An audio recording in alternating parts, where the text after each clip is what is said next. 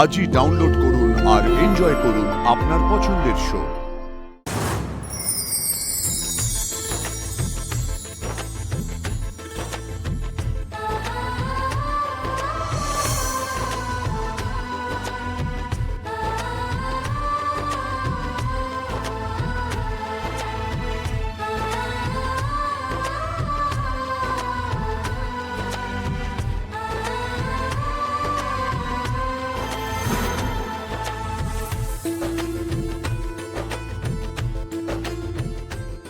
এই তো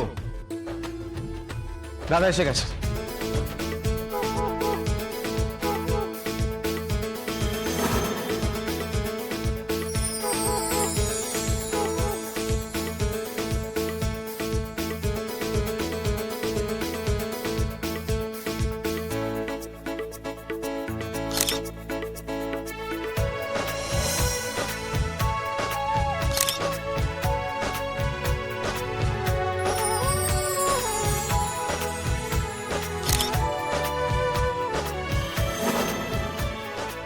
মানসী কোথায় গেল? মীরা, তুমি মানসীকে দেখেছো? না, মানসীকে তো দেখিনি কোথাও। অদ্ভুত কথা, এখানে অনুষ্ঠান হচ্ছে, মানসী গেল কোথায়?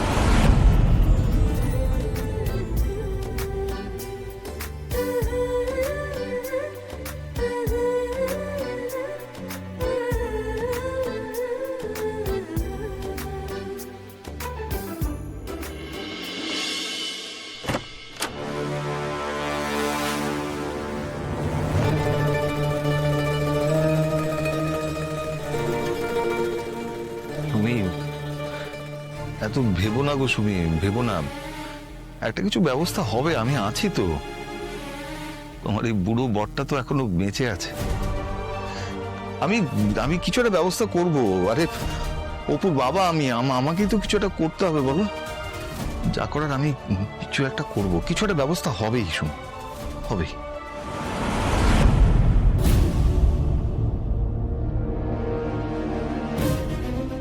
এই ঠাকুর, সব যেন ঠিকঠাক হয় ঠাকুর। আমার মনটা কেন এত অস্থির হচ্ছে আমি কিছুতেই বুঝতে পারছি না। সব যেন ঠিকঠাক হয়, আমি যেন কোনো ভুল না করি।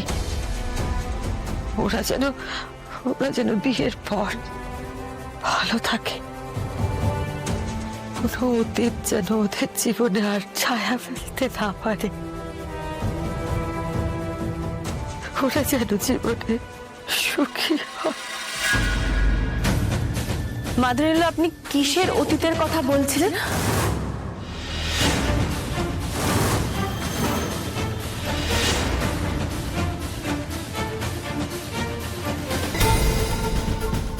সত্যি মানসী, সত্যি তুমি আড়ি পেতে আমার কথা শুনছিলে? সব সময় সব জায়গায় কথা শোনার জন্য তুমি পৌঁছে যাও।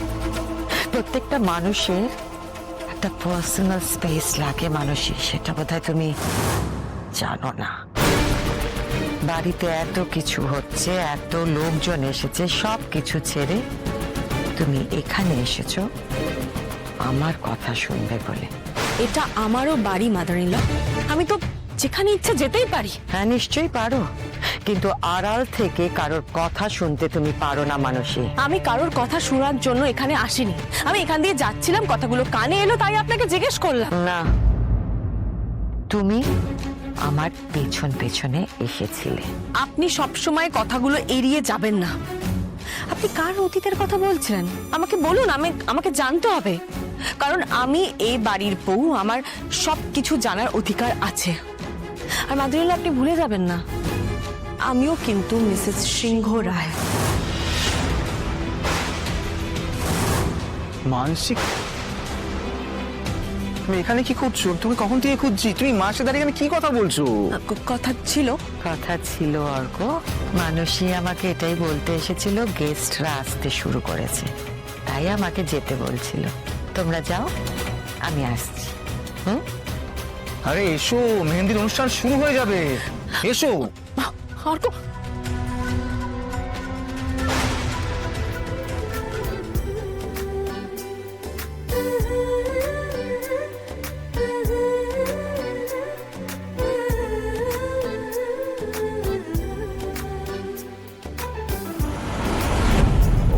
সতু কাকুর ব্যাপারটা বলা খুব দরকার, কিন্তু এত লোকের মাঝখানে কিভাবে যে বলবো কিছুই বুঝে উঠতে পারছি না।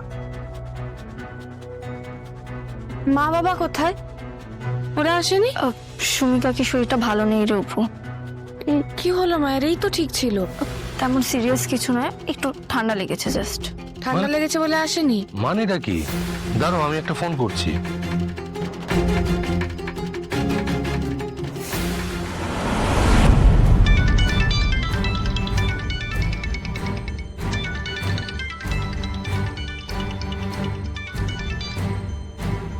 হ্যাঁ বলুন স্যার, বলুন।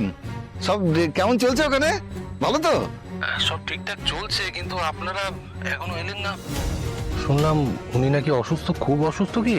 না না, সেরকম কিছু না, ও ঠিকই আছে, কিছু হয়নি সেরকম। আমরা আসলে প্রস্তুতি করছি আর কি, বিয়ের সব বুঝতেই পারছেন, সামনে বিয়ে তো। তাই বললে কি হয়? তাই বলে আসবেন না? আরে আপনি একদম ভাববেন না স্যার, আমরা একেবারে ওই ভেন্যুতে পৌঁছে যাব। বাবা, আমি কিছু শুনতে চাই না। তোমরা এসো না তো আমি এক্ষুনি চলে যাবো বাড়ি। অপু, না না, তোকে আসতে হবে না রে, তুই সবকিছু পেলে কি করে চলে আসবি বলতো? না না, তোর মা একদম ঠিক আছে, একদম ঠিক আছে, চিন্তা করবি না।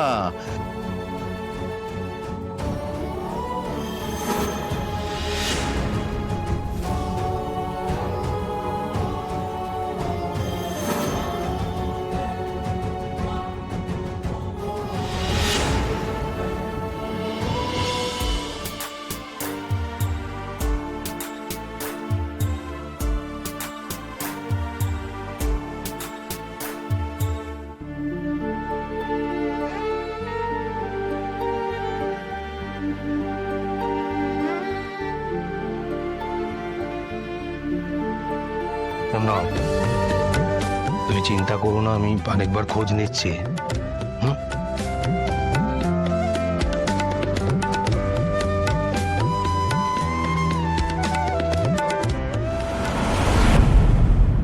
কি মানসি কোথায়? বাড়ির অনুষ্ঠান, মানসিকে তো দেখছি না।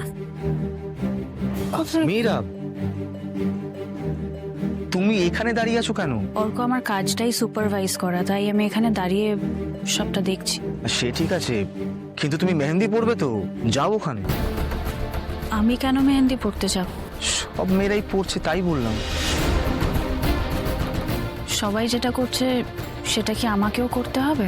সে নয় বুঝলাম, কিন্তু তুমি তো আজকে এনজয় করবে তো। সবাই এনজয় করুক, এটাই আমি চাই অর্ক। আর এমনি তো আমি এখন হাতে মেহেন্দি পরে বসে থাকলে আমার বাদবাকি কাজগুলো হবে না। আমি একবার যাই, ওদিকটা দেখে আসি। ঠিক আছে।